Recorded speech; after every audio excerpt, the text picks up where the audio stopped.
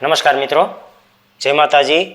ખૂબ જ ખુશીની વાત છે કે આજે સવારમાં 9:30 વાગ્યાની આસપાસ મારા ટોટલ 14 ફોલોવરોને કન્ટેન્ટ મોનેટાઇઝેશન ટૂલ મળી ગયું છે। સવારમાં એમનો કોલ પણ આવી ગયો કે રાજેશભાઈ, કન્ટેન્ટ મોનેટાઇઝેશન ટૂલ અમને મળી ગયું છે, અમને સેટઅપ કરાવી દો, અને સફળતાપૂર્વક મેં એ લોકોને સેટઅપ પણ કરાવી દીધું છે। તો મિત્રો, જો તમે આ મારા 14 ફોલોવરોએ કન્ટિન્યુ મને ફોલો કરી અને જેવી રીતે મેં કીધું એવી રીતે એ લોકોએ કામ ચાલુ કર્યું, જે મેં સલાહ આપી એના આજે 27 દિવસ થયા છે। 27 દિવસની અંદર એ લોકોએ જેવું મેં કીધું એ ટાઈપના કામ કર્યા છે અને 27 દિવસમાં એ લોકોને content monetisation tool completely successful મળી ગયું છે। મિત્રો, કોઈ કોમ્યુનિટી ગાઈડલાઈન કે આ તે નથી, કોઈ લોકો તમને ભ્રમિત કરે તો એ રહેવા દો। માત્ર ને માત્ર એક દિવસમાં 4 થી 5 સ્ટોરી ચડાવવાની છે, એક દિવસમાં 4 થી 5 પોસ્ટ ચડાવવાની છે, અઠવાડિયે 2 થી 3, શક્ય હોય તો 4 અને શક્ય હોય તો દરરોજે રીલ્સ ચડાવવાની છે,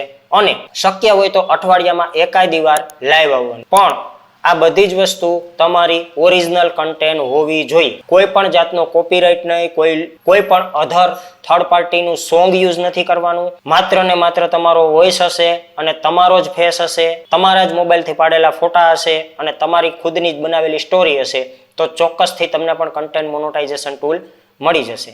મારા જે 14 મિત્રોને મળી ગયું છે એ 14 27 દિવસ થયા કન્ટિન્યુ જે મેં કીધું એ ગાઈડલાઈન મુજબ કામ કર્યું છે અને એ લોકોને અત્યારે ટૂલ્સ મળી ગયું છે। તો મિત્રો, આપણે કાંઈ નવું કરવાનું નથી, એક ફેસબુક કોમ્યુનિટી ગાઈડલાઈનનું ધ્યાન રાખવાનું છે કે એના વિરુદ્ધમાં કાંઈ ન થવું જોઈએ।